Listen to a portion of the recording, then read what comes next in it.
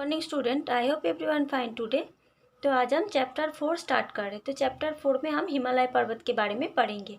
तो हिमालय संसार का सबसे ऊंचा पर्वत और माउंट एवरेस्ट उसकी तथा संसार की सबसे ऊंची चोटी है। कड़े परिश्रम और दृढ़ विश्वास के बल पर ही मनुष्य वहां तक पहुंच पाया है। हिमालय केवल एक पर्वत श्रृंखला भर नहीं है, यह भारत का गर्व है तथा इसकी सबसे ऊंची चोटी को छूना ना जाने कितने लोगों का सपना है। तो अभी हम एक सुविचार पढ़ लेते हैं। ये सुविचार स्वामी विवेकानंद जी ने बताया है। संभव की सीमा जानने का केवल एक ही तरीका है, असंभव से भी आगे निकल जाना। आइए हम स्टार्ट करते हैं। मैं हूँ एवरेस्ट। बच्चों, पहचाना मुझे? मैं हूँ संसार की सबसे ऊंची पर्वत चोटी एवरेस्ट। मेरा नाम तो आपने कई बार या अधिकतर सुना ही होगा। मैं भारत देश की रक्षक कही जाती हूँ। हाँ, सही पहचाना। मैं ही हूँ हिमालय की सबसे ऊंची चोटी। हिमालय अर्थात हिम का आलय, यानी कि बर्फ का घर। भारत के लोग कहते हैं कि भगवान शिव और पार्वती यहीं पर रहते हैं। चीनी लोग मुझे कोमोलुंगमा कहते हैं, यानी कि बर्फ की देवी, और नेपाली लोग मुझे सागर माथा कहते हैं, अर्थात पृथ्वी का सिर। मैं चारों तरफ बर्फ से ढकी चोटियों से घिरी हूँ। धूप में मेरे शिखर कभी चांदी लगते हैं तो कभी सोना। बादलों और धुंध की अटखेलियों के बीच बारी बारी सभी रंग मेरे रूप को सजाते हैं। कभी कभी मैं घंटों बादलों में छिपी रहती हूँ। मुझ में से अनेक नदियाँ भी निकलती है। मनुष्यों को कठिन काम करने में आनंद आता है और वो नए नए खोजें करता रहता है। जब उसे मेरी ऊंचाई का पता चला तो उसने मेरी चोटी तक पहुंचने की ठान ली। ये जानकर मैं रोमांचित हो उठी। जानते हो, एक बार एक अंग्रेज पर्वतारोही जॉर्ज एवरेस्ट ने मेरे बारे में जानना चाहा। वो वहाँ मेरे सबसे ऊपर की चोटी तक पहुँच गया। लोगों ने उसी के नाम पर मेरा नाम माउंट एवरेस्ट रख दिया।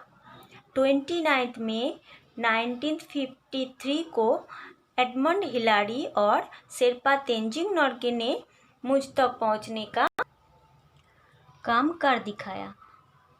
मुझ पर विजय पताका फहराते तेंजिंग की तस्वीरें दुनिया भर में छपी। अब तो मुझ पर आने वालों का तांता लग गया, बल्कि अब तो लोग नए नए रास्तों से आने लगे। यही नहीं, मेरे पास महिलाएं भी आ पहुंची। काश मैं हर आने वाले को अपने हाथों से गर्मा गर्म चाय बनाकर दे पाती। लेकिन जब भी कोई इतनी कठिनाई झेलकर मेरे पास आता है तो मैं बहुत खुश होती हूँ। आपको पता होगा कि मेरे पास आने वाली पहली भारतीय महिला बचेंद्री पाल थी। इसके बाद संतोष यादव तो 2 बार आए। वो विश्व की अकेली महिला है जो 2 बार मुझे छू कर गए। मैं मन ही मन उन सबको बधाई देती हूँ जो मुझ तक आते हैं। संतोष यादव के दल के 3 सदस्यों कुशांग दर्जी, संगे शेरपा और अमर प्रकाश तिब्बत की ओर के सबसे कठिन माने जाने वाले रास्ते से मुझ पर पहुँचे। अब तो मुझ तक पहुँचने की ट्रेनिंग भी दी जाती है।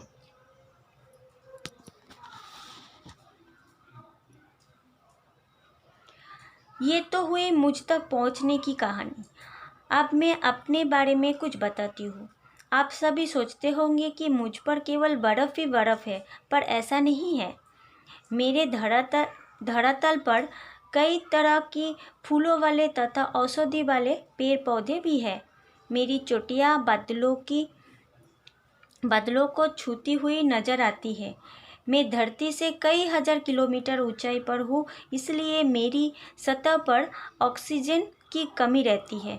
ऑक्सीजन के सिलेंडर के बिना कोई भी मुझ तक नहीं पहुँच सकता है, क्योंकि आप भूखे तो रह सकते हैं, पर सांस के बिना एक पल भी नहीं।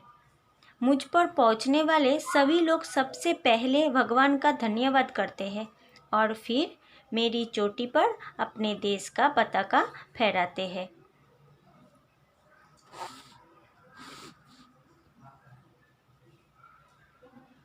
उनकी ये भावना मुझे गदगद कर देती है।